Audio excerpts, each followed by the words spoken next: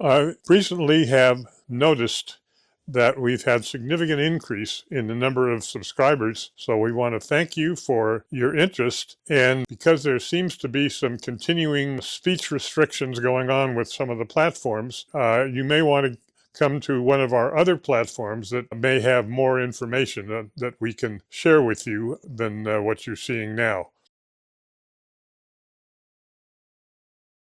I first started investing with some competence in 1975, and the reason I picked that year is that I figured out, as those of you who've read my book can tell you, I figured out what kind of stocks that I had to look for and what specific things that I had to do to find the right stocks. And probably the most important aspects is that I tended to look for industries that were in a state of collapse, meaning, of course, the stocks were very low, and then find within that collapse the best single company that was dealing with the bad industry situation. And a good example of that is in 1975, the recreational vehicle industry was in trouble, but the company called Coachman, you may have seen them on the road, was doing the best job in recovering. So that's an example of how long I've been doing it and the success that I've come from this. But it's important that you all should know I make no claims to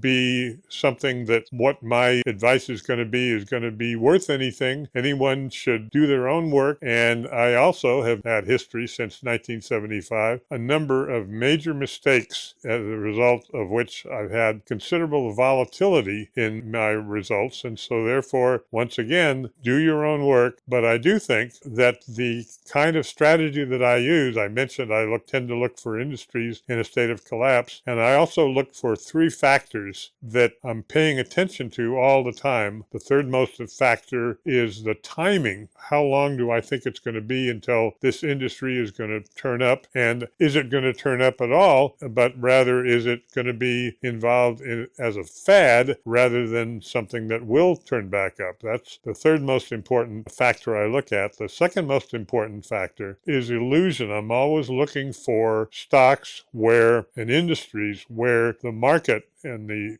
average investor, including the average financial guru that you see in the press, is liking or disliking a stock for reasons that I think are absolutely wrong, that are an illusion. And that's the second most important thing I look for. And the most important thing I look for is emotion, particularly my own emotions. So many supposed investment professionals said that you should take emotion out of your decisions and make them based on fact, whereas I think I have been successful in part because I'm very aware of the emotional content of what I'm doing, not only my own emotions. We've all heard of the market swings between fear and greed, and so those are the kind of things that I do. But once again, got to make your own decision, do your own work, and that's something to be important.